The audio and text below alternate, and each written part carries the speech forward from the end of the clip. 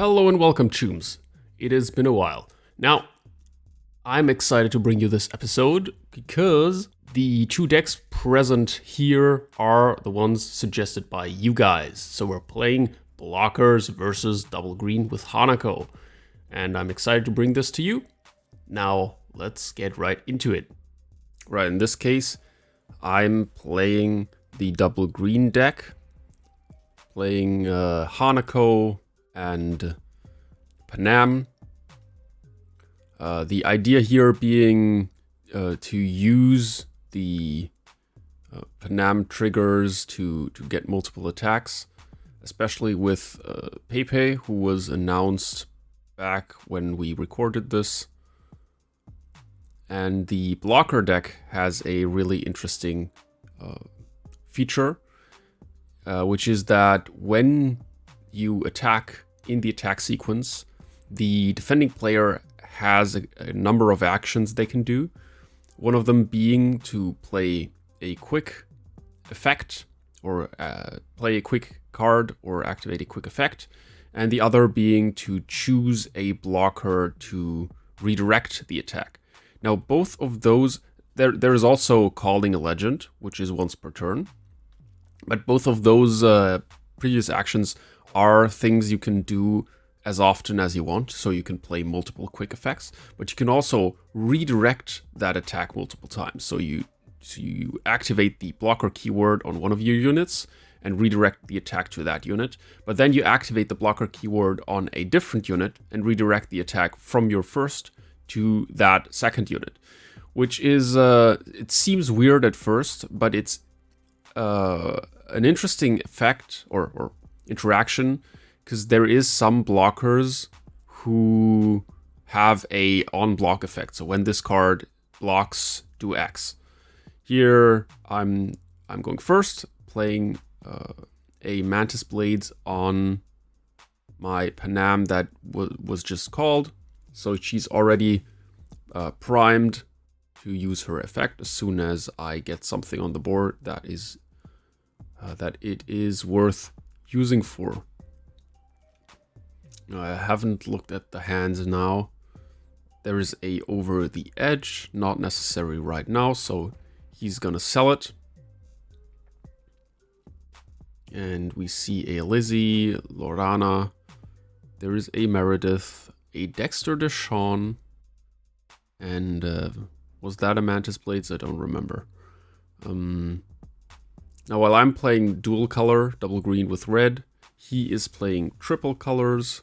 So that's blue, red, and yellow. While testing, we experimented with the different color variations, and we decided to go with that version. It felt like the best one.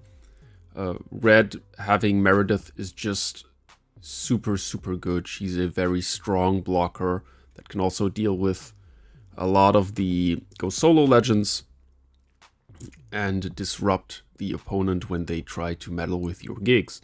Blue is very nice in the way that it has a lot of defensive capabilities, both with their blockers. They have Rita Wheeler, and also with cards like the Evelyn Legend, which can disrupt you in Chrome Reverie and stuff. Now, I got to Hananko right here, which is great, especially since I have two value gigs on the board, so I'm already primed to get her draw effect. Also, Pepe is here. He's probably one of the best 4 cost units, especially in this combination. We'll probably see his effect going off soon. Now, I'm playing 2 legends that he can interact with, which are, let me see, that's Panam and Atom Smasher for my red legend. I chose to go with Atom Smasher because he feels like I decided to go for him over Streetkid V because in my middle turns I really want to play units like the Pepe, and then when it comes to the end game I don't really have anything. I have the Sandayu, but past that there's not much, and so having that end game threat seems reasonable, especially because I really want to unspend him, ready him with PP a couple times, get the Eddie value. If I had a Streetkid V and played that earlier, then I wouldn't get that value. Alright, now here, Chrome Division, he did something interesting. He used the Afterparty at Lizzie's to change one of my geek dice, so I don't get the draw with Hanako. Also, he has two dice of different values, so he gets the effect to draw for the Afterparty as well. And there's Kerry. Now, when you play with Kerry, you want to do two things. Generally, you want to try to get your legends called early, because you really want to get the Kerry effect to draw cards when you roll your geek dice. And also, what he's done here correctly is you want to start with the D12, then go down to the D10, D8, and basically roll all your higher dice first, because the chance of getting a min or max gig is minimal. And then once you have Kerry, you roll your D4, your D6, because the chance is much higher to get your card draw here.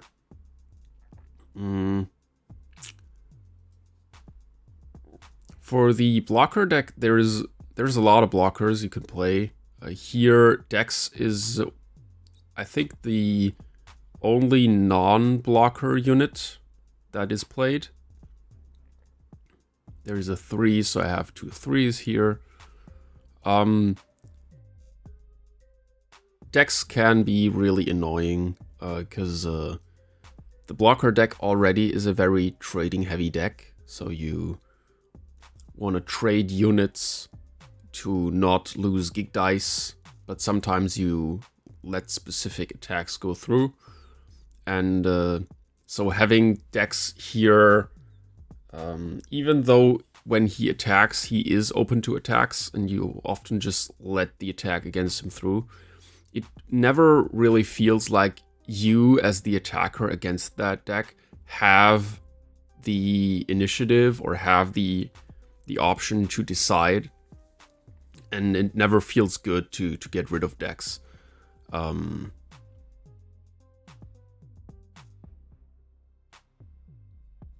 Right, now here Atom Smasher is revealed.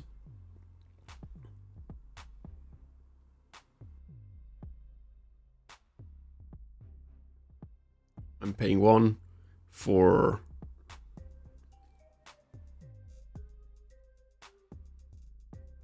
Peace Offering. I already have 2 3s, so I'm now making a second 2, because when I attack and he lets it through, I then have 2 pairs. No PP attacks.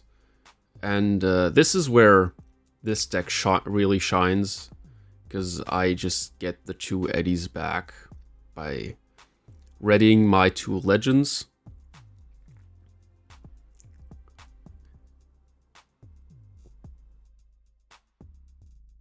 So here he probably blocks to prevent me from having 2 geek die pairs.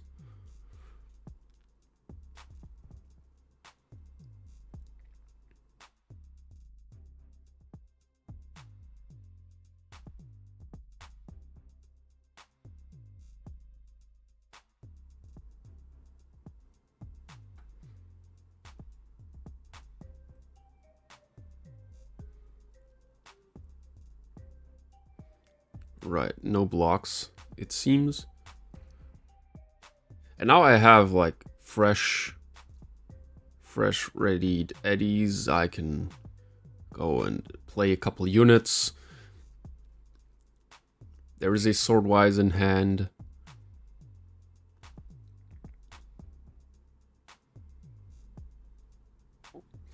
I decided not to do the Panam Palmer effect at this point, because I want to get some more units on the board before I do that.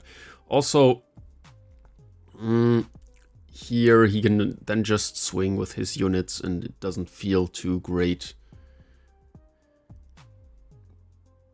Oh, never mind. I still have I could do the effect still because I had a card to sell.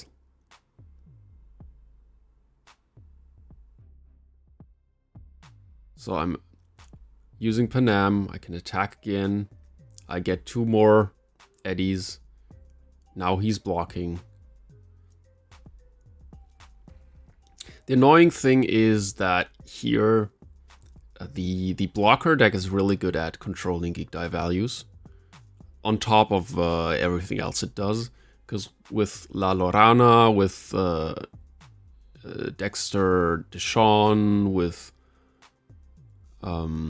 Kerry re-rolling geek dice, with the Afterparty, and also the Faceplate, you have a lot of options to annoy your opponent. And here I think he changed the geek die value, or maybe he forgot.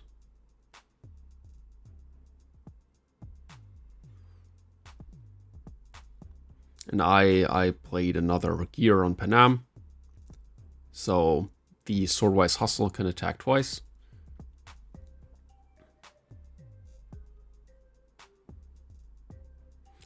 Also, I've been corrected in the comments because I always say her name wrong. I think it's La Llorona. So sorry if I'm butchering the name.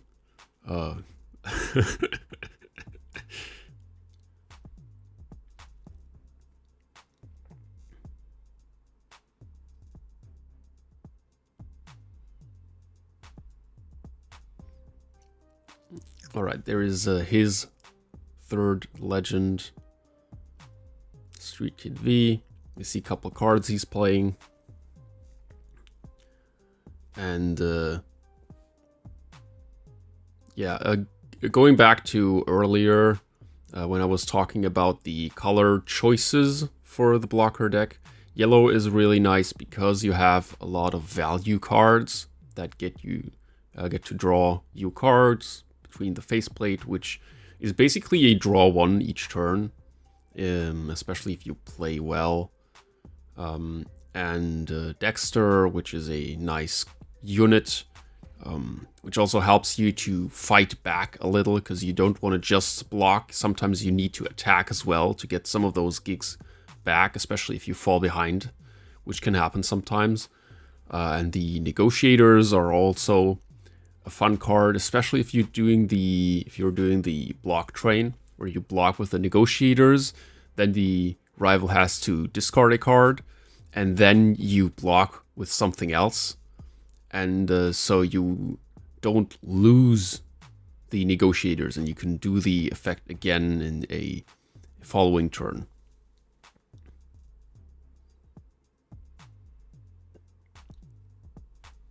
Now here is a faceplate.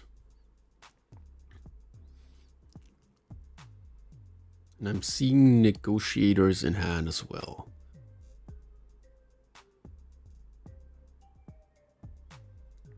I think he can still sell a card, so he has 3 for the negotiators.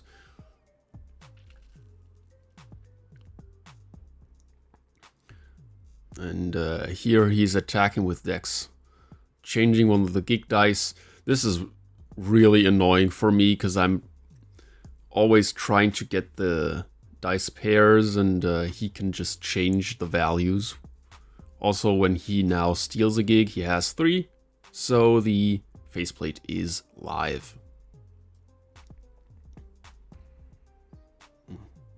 I don't know for you guys if you experimented with playing Hanako, but I feel like every time I play her, I never get to draw cards. It's crazy, but suddenly the game is not about stealing gigs. It's all about just trying to figure out how to get draws for Hanako, and the opponent then steals the gigs back or changes their values, and it's it's this fun little mini game that suddenly happens. It's even more fun if both players are playing Hanako, because then both really want that geek pair, and so it's just a back and forth. But yeah, Hanako feels like it not really doesn't really help, because often the gigs are just changed or stolen before you get to draw the cards.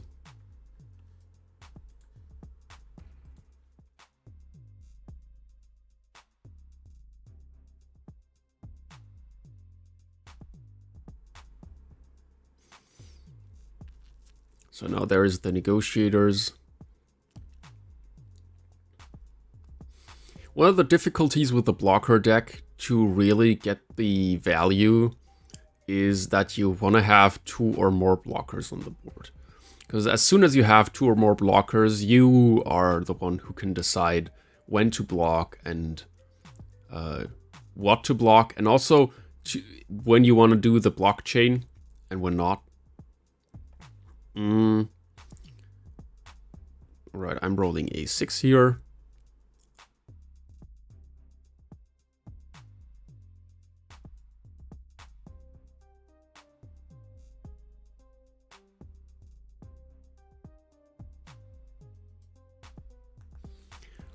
One of the things that would be funny with Panam and Pepe would be if you played them with yellow, maybe, and then you have access to cards that get rid of your gear, trash your gear for value. So you can, in this case, get rid of the Mantis Blades with a Gilded Maton or with Dum Dum, and then use Panam on Pepe again to get even more value and more gigs. Right. The Negotiators has 2 power, so it can't trade with Swordwise Hustle, which is nice for me, because now I can attack with Swordwise, steal a gig, and then get the Satori on it to try and get rid of Dex. Here, that would net me 2 cards on attack for Swordwise, and then if I trade into a unit, I get to draw another card. Here, right, he's blocking with the Negotiators, so I need to discard first. Discarding an Over the Edge, and then I draw another card for getting rid of his unit. Now I'm trying to clear the board. I'm at 5 gigs versus his 2. And I'm in a pretty comfortable spot here, especially against the blocker deck, which tries to control the gigs and make sure you have you're not losing out. And he sees another Pepe and says, nope, don't want to have that. The Fool on the Hill is one of the cards we really love to play here because of the Pepe readying 2 legends. See, we had 3rd Pepe already in hand, so we are chilling. Fall on the Hill costs 2, and so that is a really nice combination here with Pepe, because he readies 2 legends, so we want to play a couple cards that cost 2 that we can just throw out whenever we want. So we can play that and then do our attack, ready Panam and Adam, and then do whatever we want in that turn. Play the cards we got with the Fool on the Hill.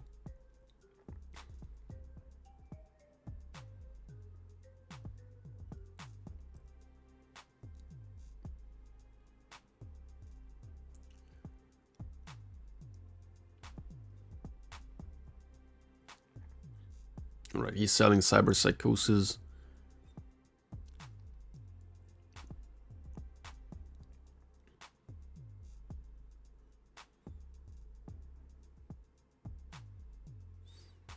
Now he has the Streetkid V, which could get rid of the Swordwise. Leverage some of that pressure. I also see Meredith in hand. I think the issue is that with the blocker deck, you really want to get to your 4-cost blockers, Meredith and Rita.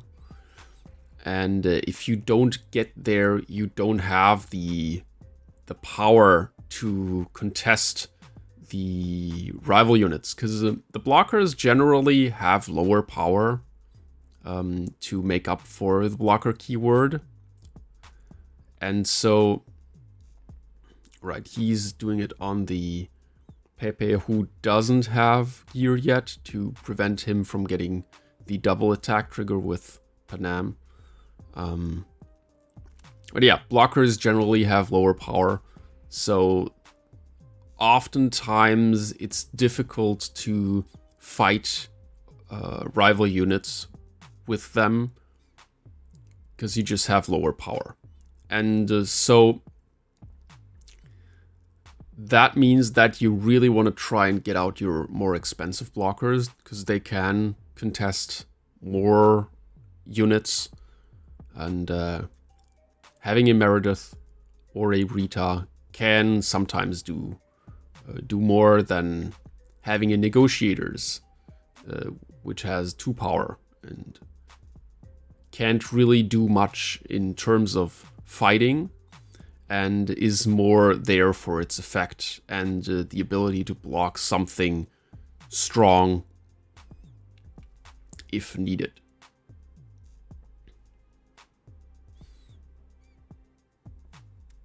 Right. So here he plays Rita Wheeler and ends his turn. I roll another gig and I have 6 now, so if I steal 1 and then prevent him from getting that back, I win. Just a quick note, the Pepe is turned upside down to show that it is ready, but can't attack this turn, because he played the Chrome Reverie on it.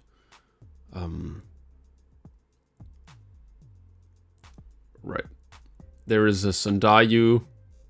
I have a gig pair, so I can spend the Rita Wheeler and then attack her, but he gets to trigger her effect first, because Rita says, when this card is spent, you get to draw a card and discard 1. In that regard, Rita is a little stronger than the other blocker units, because most of the other blockers say when this card uses the blocker keyword, which only triggers when you choose to block. So, right. And Rita says whenever this card is spent, so even through your own or opposing effects. I attack with Swordwise Hustle into Rita to get to draw 2 cards. Now here the attack with Sandayu is incorrect, because he can only attack units this turn, the turn he's played. But I think it doesn't change much in the matter of me winning this. And then I attack with Pepe. He has 10 power, so I get to steal 2 gigs and ready 2 legends. So I have 2 more, and I can play a blocker on top of all of that. So this is a pretty good example how strong Pepe can be with Panam, if played right, if you get the right cards. Now let's go into game 2 and see if we can show off what the blocker deck can do when it gets to do its thing, because that's what we are all here for, right? So let's go. All right, game 2. He's now choosing to start because he lost, so he's deciding. And I like my hand. I think he likes his as well. I see Meredith here.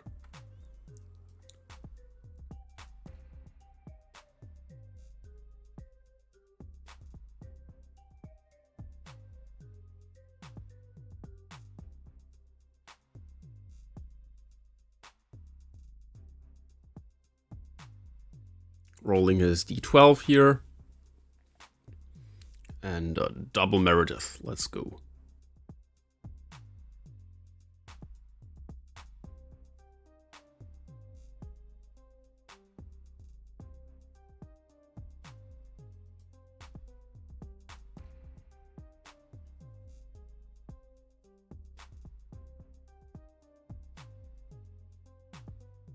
The reboot optics in its changed version is also kind of fun with the blockers, because you can trigger the blocker keyword and then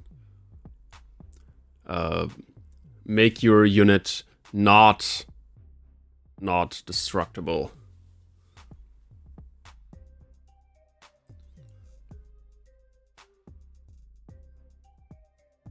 Now let's see. I have an Overwatch in hand, which sometimes if you get it down early is really good, but against his deck doesn't do as much sometimes. And I want to try and get Hanako here early, but I get Atom Smasher instead. So here's a Swordwise. Now, since I can ready Atom with my PP combo, it's not that bad to get him out early.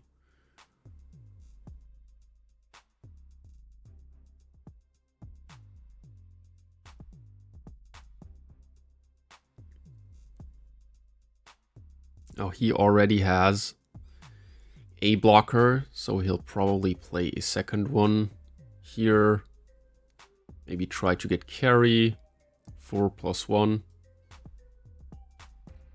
Could also play the faceplate on the Bombus and attack, which is probably not advised, but definitely possible, now that it doesn't work like the Corpo security.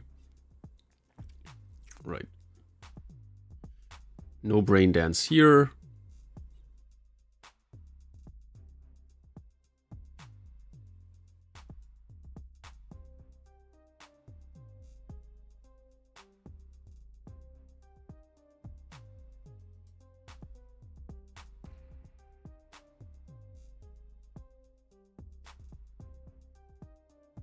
And yeah,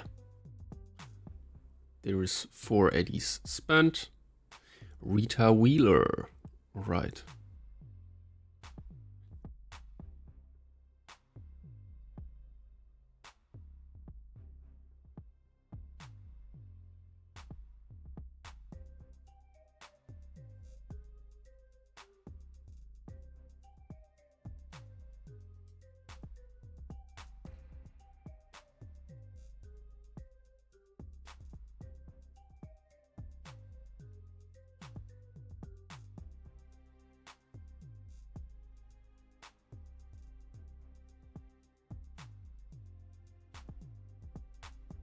Right, I have no gear in hand, so I'm just going to expand my board, play Screw, and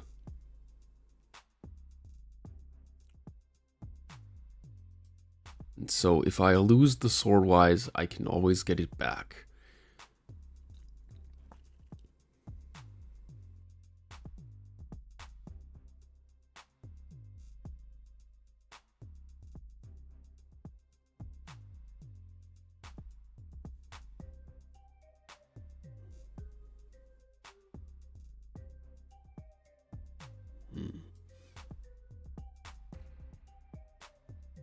He rolled a 1, unfortunately no carry here.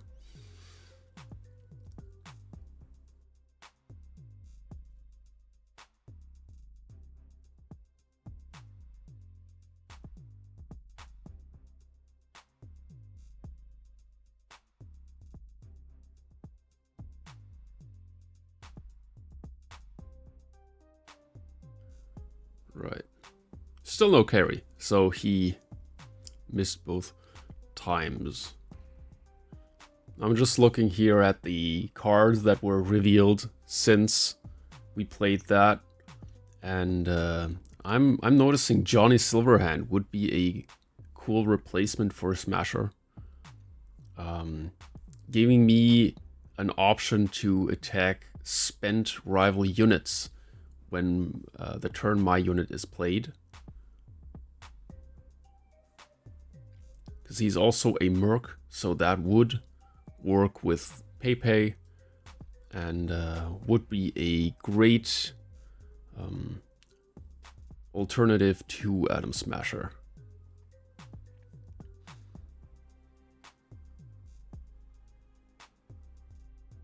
All right. He has 3 blockers on board, so this is exactly what you want to have, what you want to do when you play that deck. Now, here Rita Wheeler with her 4 power also has more than my Swordwise. So if you can prevent a couple of attacks in the early game, that is already very, very good. He gets to draw a card and discard.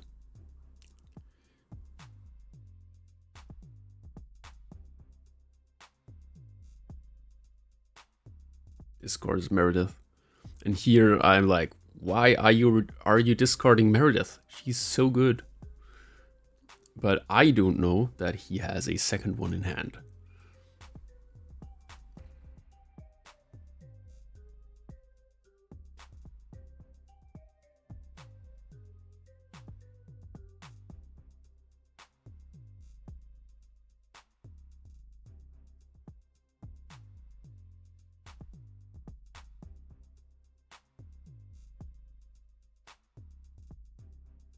Right, here I roll a 3 right after he stole mine.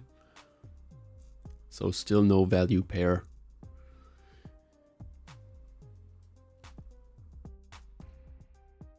Right, I'm looking for more cards. For a couple more units that I can play, and he gives the cards to me. So I sell the peace offering. I have another one. Debating if I want to play that. Because I still don't really have a unit that is playable. Right, here's Panam.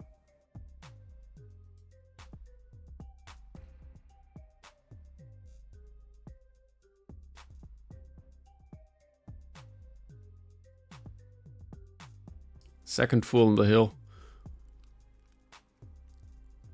It's a nice card if you are looking for specific cards, if you are trying to get some card advantage. Of course, there's always the factor of the rival choosing if you get these revealed cards or not involved. And in this case, it doesn't help me much because I still don't have a unit except for Sandayu, which is 7. And here I'm attacking Screw with Screw. And I'm attacking Rita. Trying to thin out the blockers on the board. And he's blocking with the Bombus.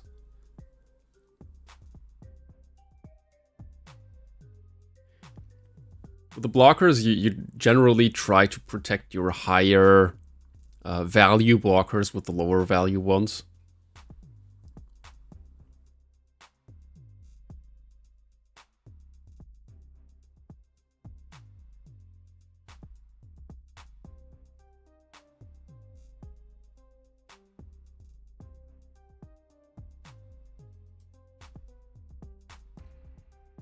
And yeah, unfortunately not much happening on my side, except for all the cards I have now in hand. So the board state isn't really progressed, which is not as great against the blocker deck, because they want to stall the game out as much as possible.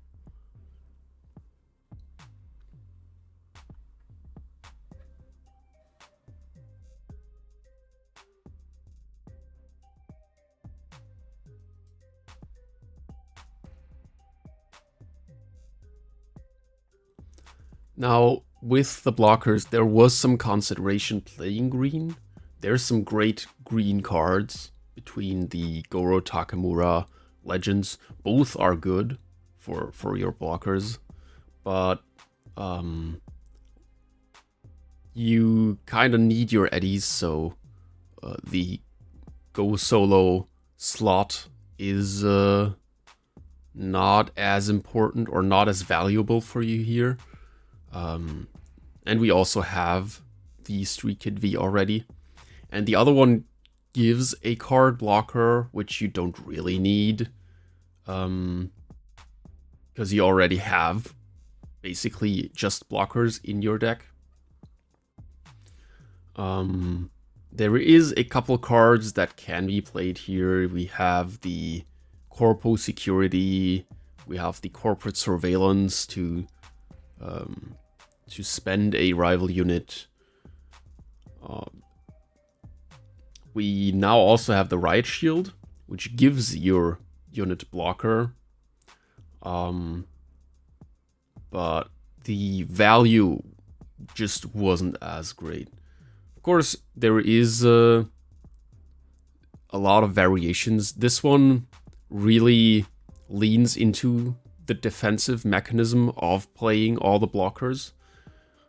Of course, you could play a more hybrid variant that doesn't just rely on the blockers, but play some offensive stuff as well.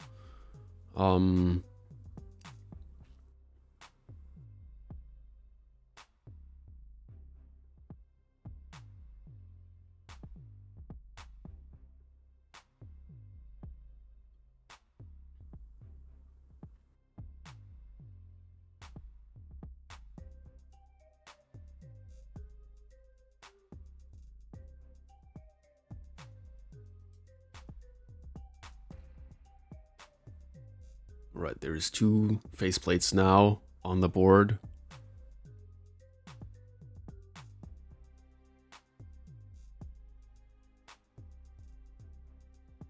Now he's not playing it on the Streetkid V, which I thought was a mistake, because if he had played both on V, that would mean that he would have 10 power now.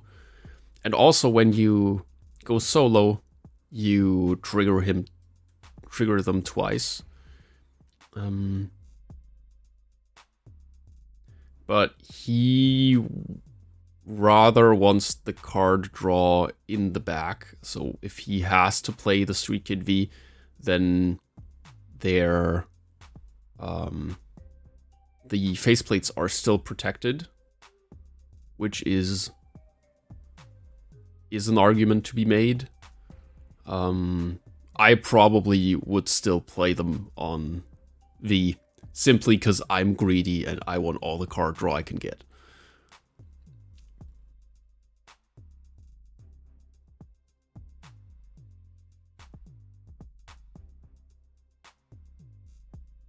Right, there is Meredith.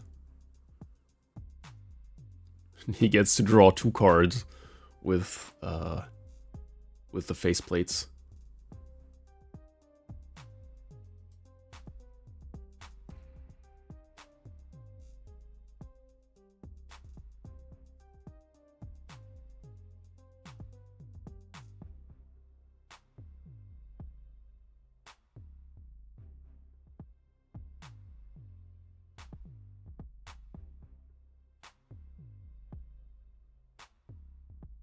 Right. Another thing here is that we have a couple of gig dice on the board already. And so when he's changing the gig values, he's trying to make sure that there's no duplicates.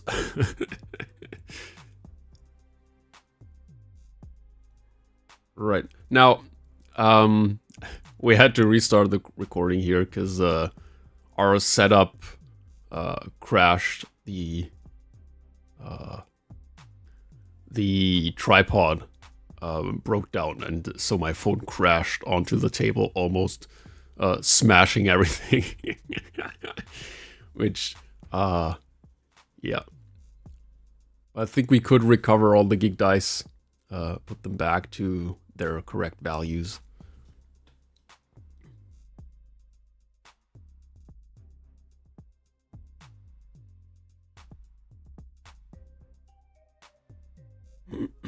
So there is a Mantis Blades here on Llorona. I think he wants to make sure that he can... he has another blocker that is in range of either getting rid of the Swordwise or at least trading with it if I have a gear that gives it +2. And I sell one of my Satori's.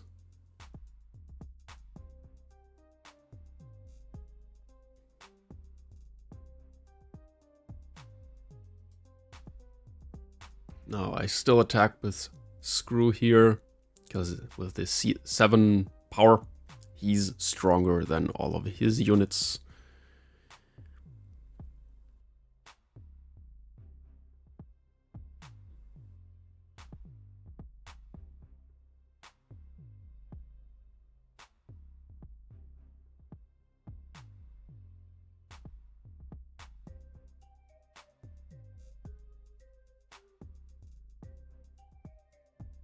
Now I see I have a Pepe in hand, so I'll probably play him.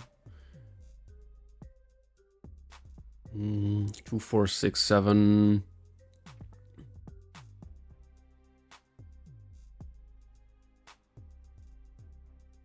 Right, Meredith is gone.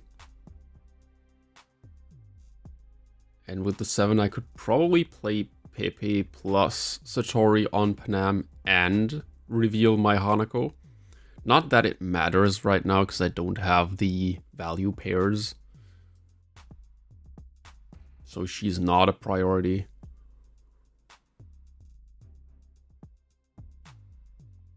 But having her revealed is okay.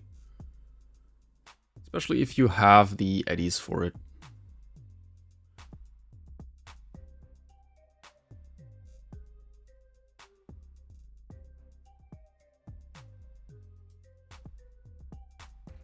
Right.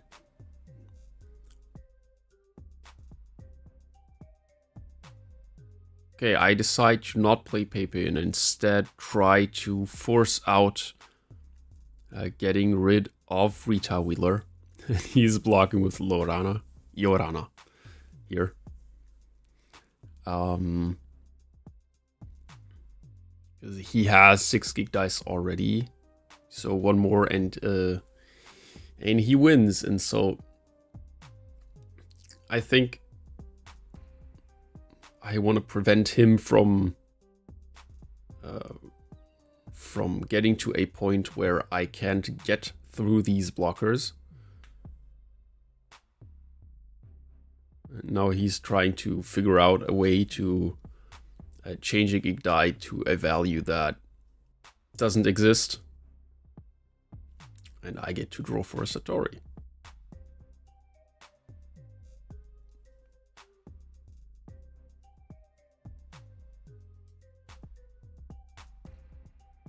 Could attack with the Swordwise directly.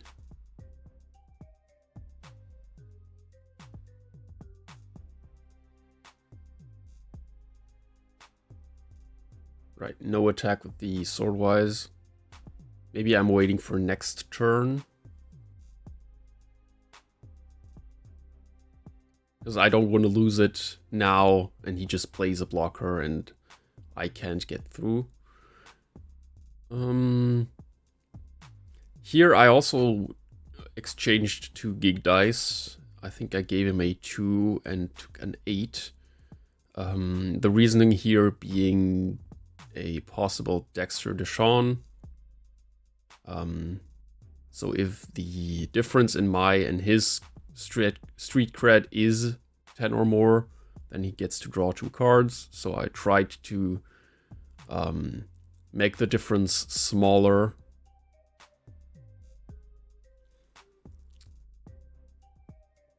Ooh, 4, 6. He has 7 gig dice now. So if he can prevent me from attacking and stealing a gig dice, any gig die, then he wins.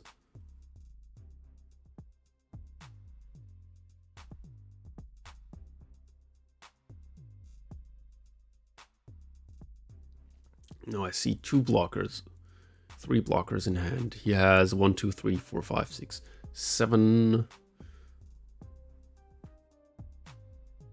He can also draw 2 cards with the faceplates. So he should be fine. Let's see if he can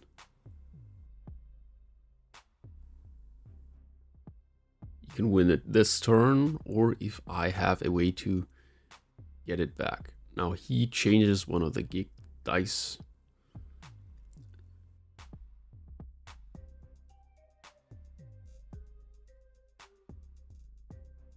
Changing my 9 to a 7. And then drawing 2 cards. There's also the negotiators.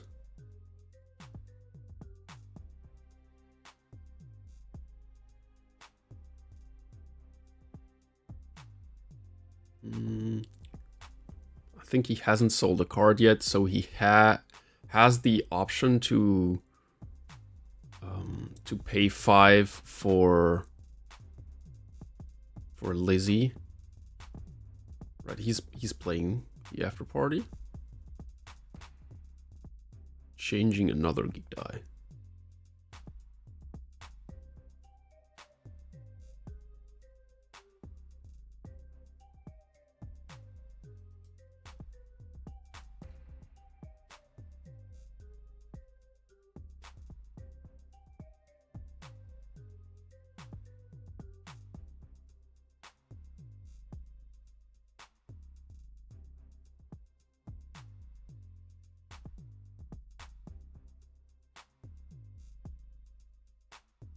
And there's a Chrome Reverie. The most reasonable thing here probably is to play the Chrome Reverie on the Swordwise Hustle, because that one can attack twice if Panam is used. So you are basically getting double value, preventing 2 attacks. Right, and here's the Chrome Reverie on the Swordwise. Right, I'm still doing my turn, seeing what I can do. Maybe I draw something that can get me out of this pickle. There is a Meredith not doing it here.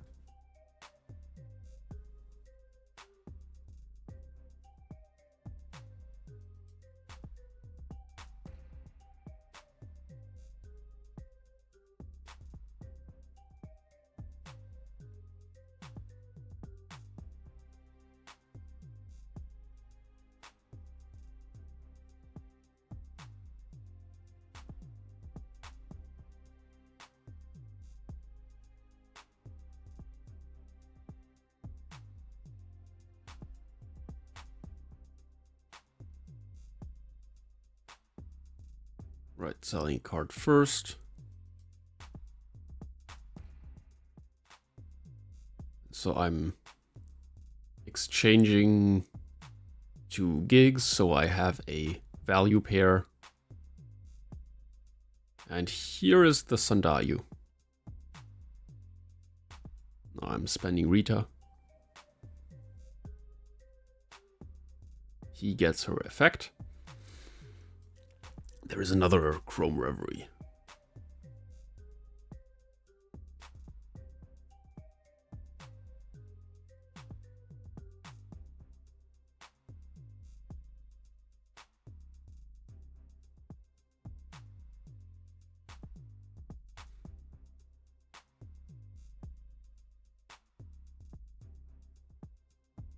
Right, I'm attacking Rita here, hoping that he maybe blocks, trying to save her, and then my screw can attack directly, but he doesn't. And so my last effort to attack directly is thwarted. And with that, it's 1-1. And we're going to game 3, which is, I think, the first time this has happened in the commented gameplay series. So he's still changing a gig die. I'm drawing a card, and with that, I pass the turn to him. Right. let's go to game 3 then and see who can win this match.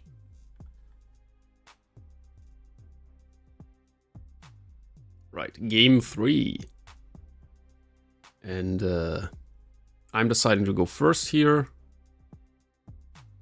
There seems to be a higher win rate for going first in general from what I've seen. And in both our cases, we want to go first and establish something before our opponent does. Now, I have 2 blockers in hand here.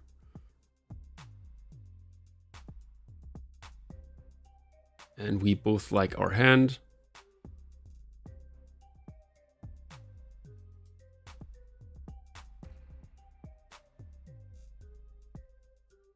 And I'm playing a blocker here. How the tables have turned.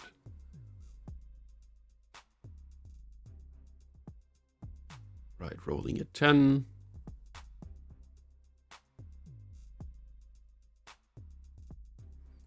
Now going second, you always have the 4 eddies in your first turn. So playing one of the 4 cost blockers can work, but he does not do that here. He wants to get his carry out and draw more cards. Which is probably not the ideal play, but it is a play. And if you love drawing cards, you know what to do. Alright.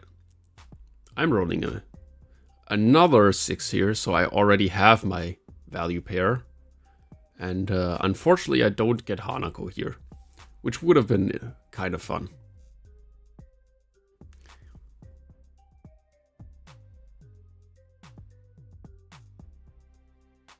And so I'm playing Meredith here, getting a second blocker out. Also, she is really, really good against his deck because he really likes changing those gig values. And when he does that, I can just get back cards from my discard pile, my trash. Right, he's re-rolling, getting a 1. Draw.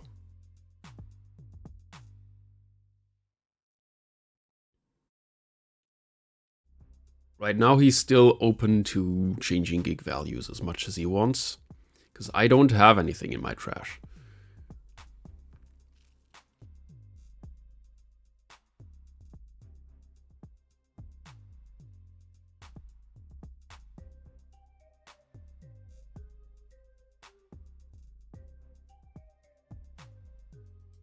Right, here is Dex. Changing my gig die again.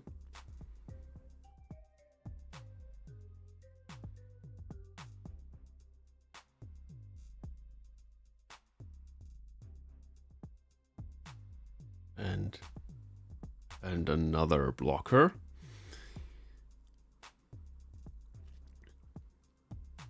Generally, the Bombus isn't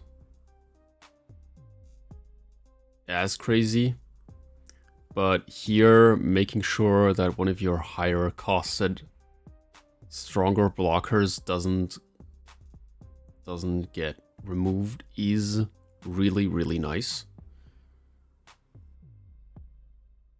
Right, I'm attacking with Meredith. Starting to try and get some of those geek dice.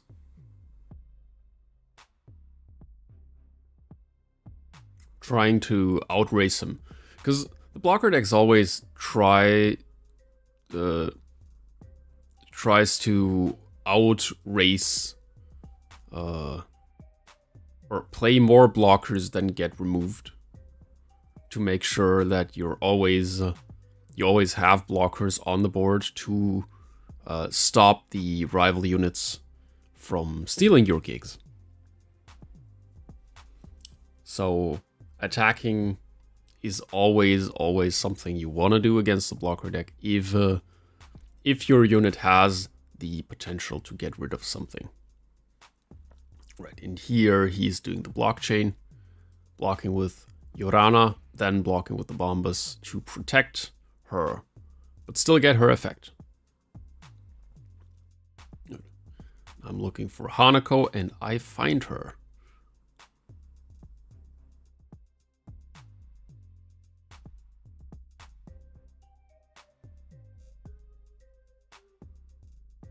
I don't have a gig pair yet.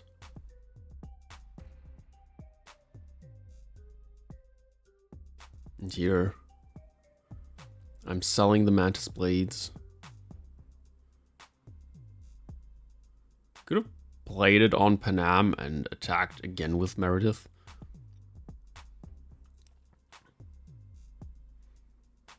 But I play Screw instead. Get more units on the board that can attack. Also, Screw, what I found, is really good against his deck in particular, because the 7 power is something he can't really get over. So Screw definitely is a priority to get on the field.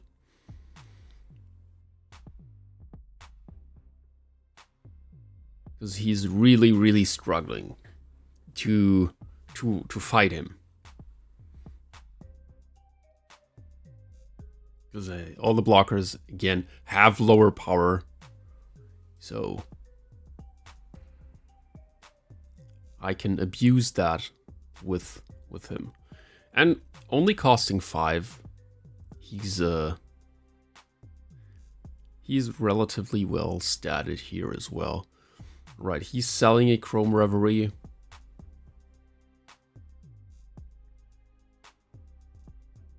Let's see what he is planning to do. I see a Meredith here in hand as well. So maybe that will come down to contest mine.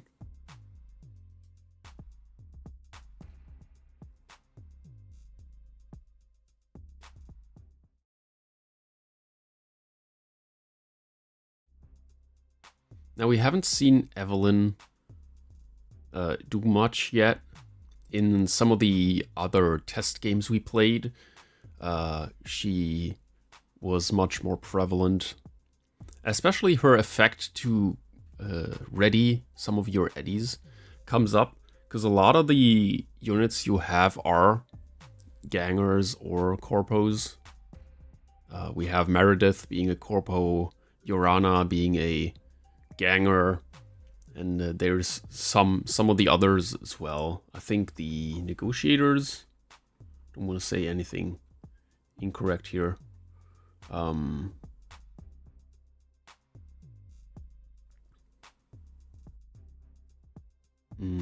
Rita is a ganger, and also one of the better targets or units in the deck that wants to attack.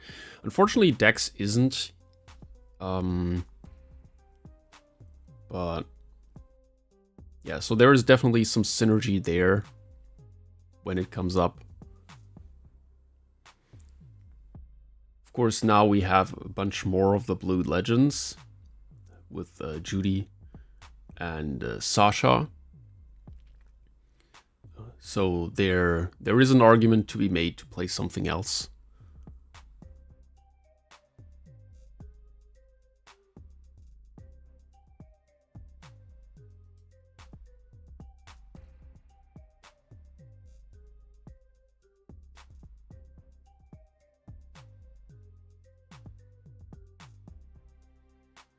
Okay, so Mantis Blades on the blocker to make it 5 power. And Meredith.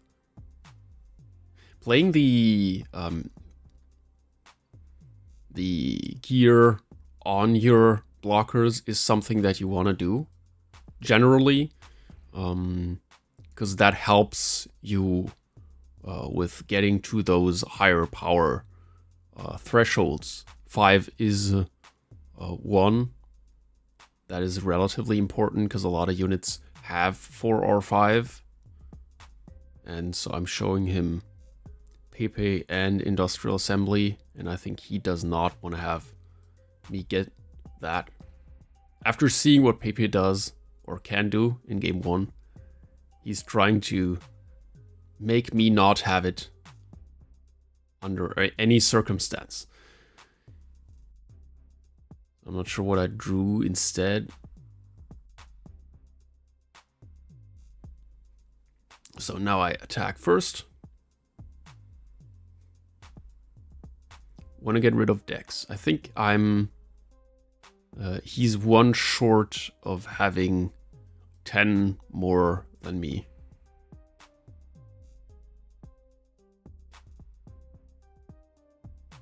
And... I don't know. He has enough. Alright, so he gets to draw the 2 cards. But I get to get rid of one of his units on the board.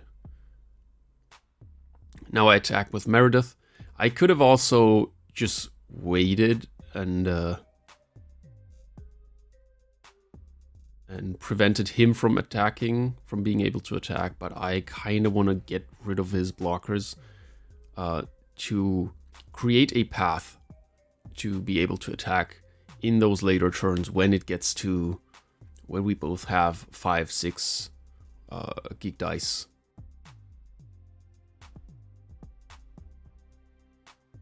So I'm already trying to create that opening. He now gets to change another geek die. Could change one of mine, but then I have Meredith's effect. So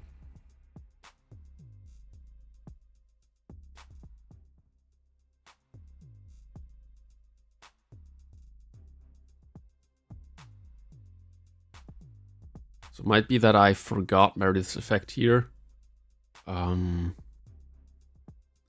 yeah, that should have triggered when he starts meddling with my dice.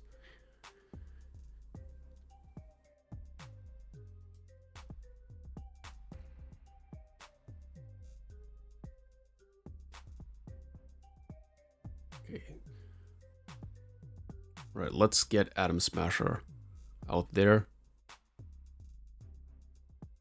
I'm selling an Over the Edge, which is a really good card if you get to the point where it matters. And here I'm preparing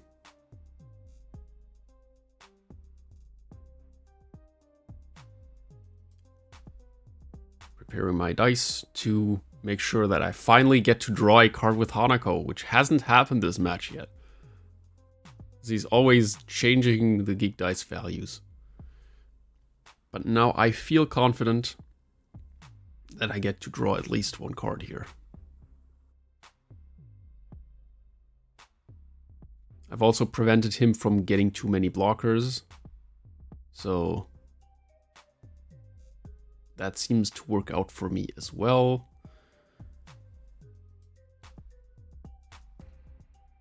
He has 6 or 7, so he can play 2 units.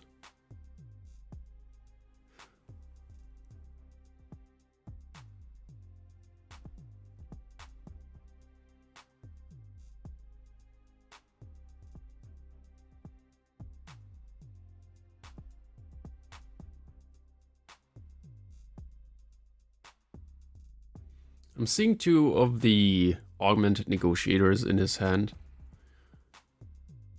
Could be an interesting or good strategy to play them here, because I have 3 cards in hand, which is not too many. It's fine, especially if I get to draw that extra card with Hanako. But I'm not too high on resources, so maybe thinning out my hand could be a way to victory for him. Let's see what he does.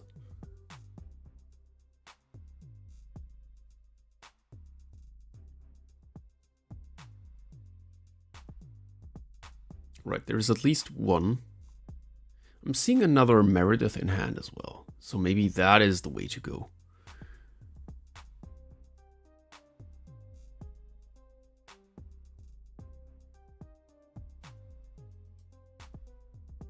Or he's playing Dex. Ah, because he wants to change my geek die again.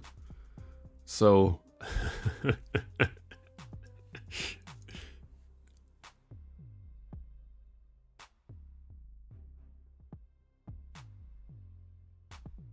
Unbelievable. Yeah, so that is what I meant with every time I play Hanako, I never get to draw any cards. Because every time I do it, this happens.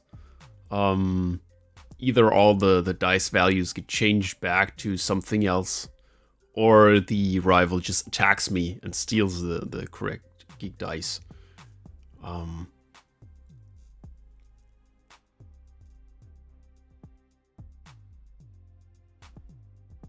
Right.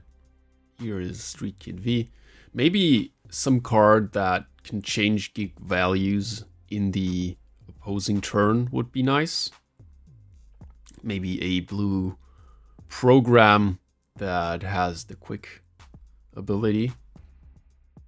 Or maybe green, because Hanako's green. That would definitely help with her effect. WeirdCo, please take notes. Alright, I'm rolling my d4, getting a 2, so no value pair here.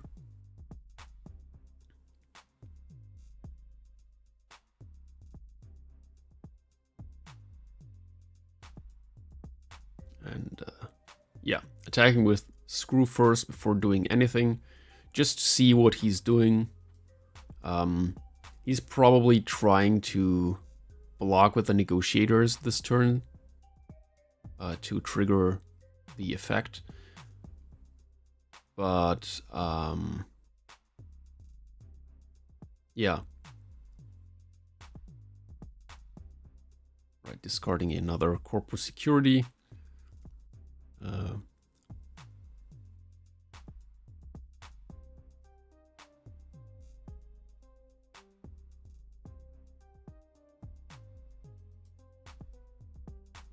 Right, so he did not chain block, which means that he still has a blocker that is more powerful than the Swordwise. And the issue with the Swordwise is that to get the effect, you can't play the gear on Panam, because oftentimes, especially against his deck here, he has something that can just get rid of the Swordwise before I get to then trigger Panam and attach the gear to attack a second time, because the 3 power is just not enough. Here as well, couldn't attack with the Swordwise, because then he would have just blocked with Llorona and defeated it. So I'm deciding to go on screw and just build a unit that he can't get over.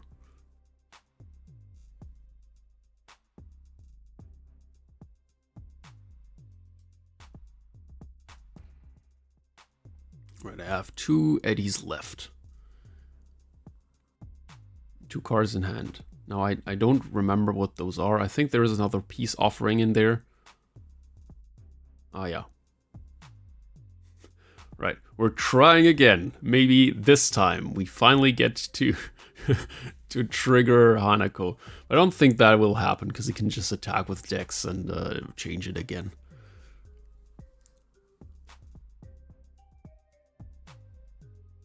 But I'm at least... Okay, I drew a Mantis Blades, which nets me another card. And he has to choose what to do now.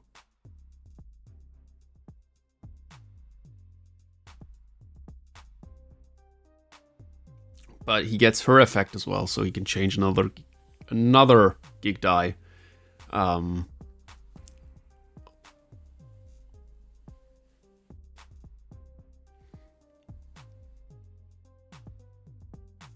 So I think I won't get any draws, because I think I have 2 6s here still, but he can change one of those to a 5. So maybe a small mistake here on my part. But I feel like attacking with the Swordwise is still a good idea, because it gets rid of one of his blockers.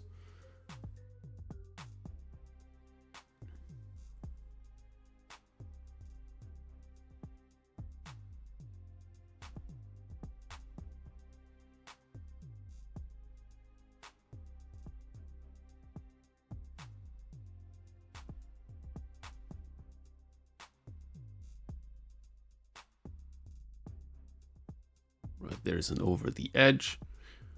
Maybe could have held that for next turn, but I'm not sure if he has a different plan. I see a Lizzie in there as well. I think he has a Chrome Reverie in the trash. So that could become an annoying thing.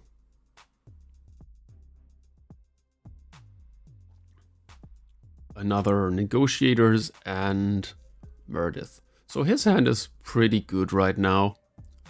Couple of good units.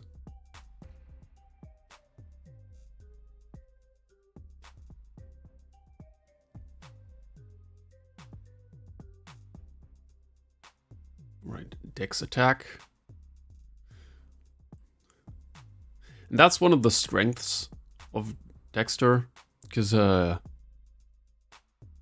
when you have a unit that is not that strong, you generally don't just want to attack and then have it be defeated on the crackback. But with Dexter, you always get value when attacking and when it gets attacked, because you can change the gig die when attacking, and you can also draw cards when he gets defeated.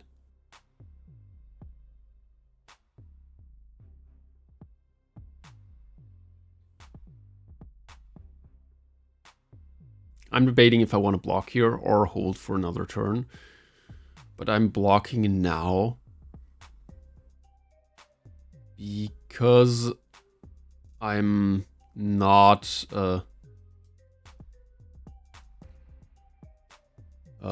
because I'm not sure if the Corpus Security will survive another turn or what else he has in store here.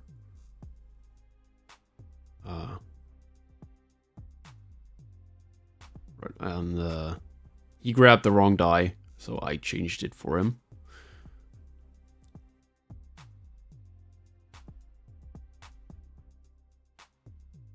Because he wanted to change the d6 to a 5, making sure that I again get to draw no cards.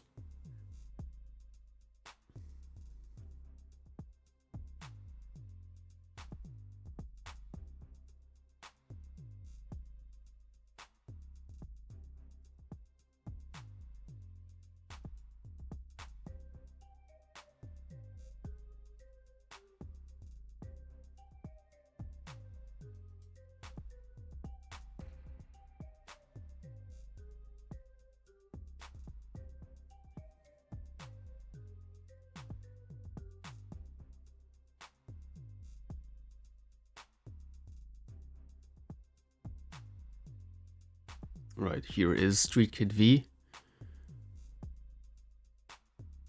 which means he can even attack with it right now. Now he can't get over Screw, because Screw is just too strong, but he can steal another gig. 2, 4, 5, 2, 4, 5. We're currently both at 5. So there is no risk of losing right now for either of us.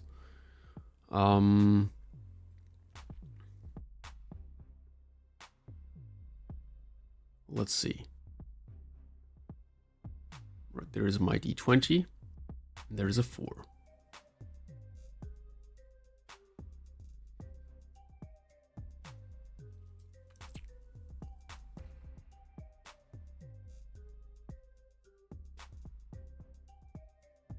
Okay, I'm attacking V, doing the same thing as always. Attack first before you play any cards. That makes it difficult for the rival to decide what they want to do, because they don't know yet what is going to happen. He blocks that with the negotiators, which means that I discard and then draw. So I'm discarding another screw and draw another card instead. Counting my eddies, still one more turn before Atom Smasher. Which also means that I need to sell 2 of the cards I have to get to 9 eddies.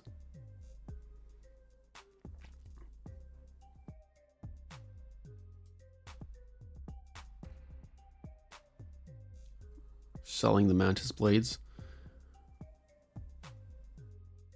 And, oh, this is perfect. Sendayu. And don't get to spend any of his units because they're both spent already. But I get to remove the Streetkid V, which is his largest unit right now. So I managed to flip the script a bit and put myself into a pretty good position right now. I'm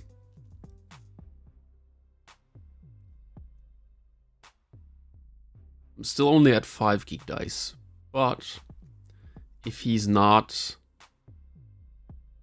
He's re-rolling the D20, but unfortunately no min or max geek die. Now, if he's not playing too many blockers, I can probably just win here. With Atom Smasher coming out next turn.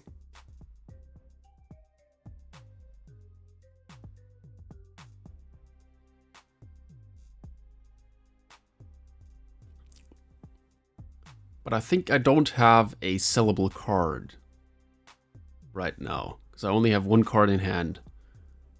And so let me see. If he gets to... If he puts 2 blockers on the board, he should be fine against what I have right now. Actually, 1 blocker is enough, because he can attack with Dex and then block one of the units. The other one is just 1 geek die, so he's still at 7. But if I have enough for Atom Smasher, he needs 2 more blockers. So if he has 3 blockers on board, he wins this. Now, I see a couple cards in hand that can do stuff. I think...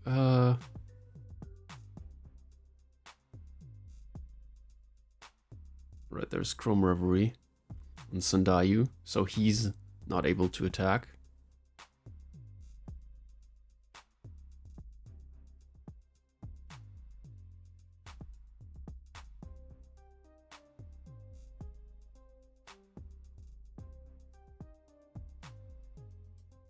And there is Meredith. So if I draw the card to sell with Adam, I win. But if I don't, that means he wins. So everything depends on what card I draw. Actually, I have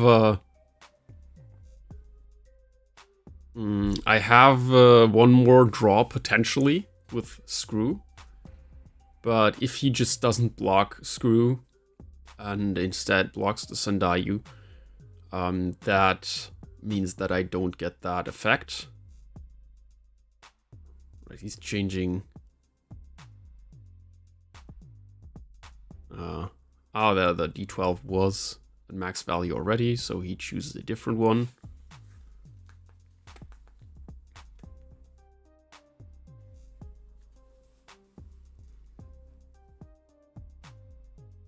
And so let's see what I draw. Everything depends on this. And I'm putting it on the table to reveal it for both of us. And it is a Pepe. So unfortunately, I do not win this. But it was a very close game. Now let me see. I'm attacking with Screw. Maybe he blocks that. He's like, I block, and but he has 8, so he can just let that through.